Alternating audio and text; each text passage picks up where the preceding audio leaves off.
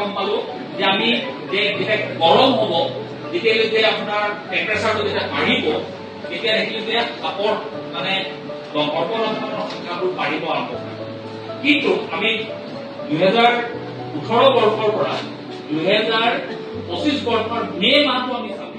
মে মাহটোত আমি চাই পেলাই দেখিলো যে টেম্পাৰেচাৰটো আমাৰ এনভাইৰনমেণ্টেল টেম্পাৰেচাৰটো অলমষ্ট চেম আছে 2018 বৰ্ষৰ পৰা 2025 বৰ্ষৰ।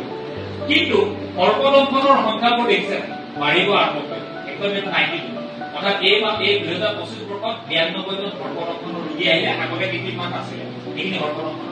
অৰ্থাৎ এনভাইৰনমেণ্টেল টেম্পাৰেচাৰটো বঢ়াৰ কাৰণে সৰ্বলম্বন হৈছে নেকি এইটো আমি জানিবলৈ চেষ্টা কৰিলো। যেতিয়া গম পালো যে এনভাইৰনমেণ্টেল টেম্পাৰেচাৰটোৰ লগত সৰ্বলম্বনৰ কোনো ধৰণৰ সম্পৰ্ক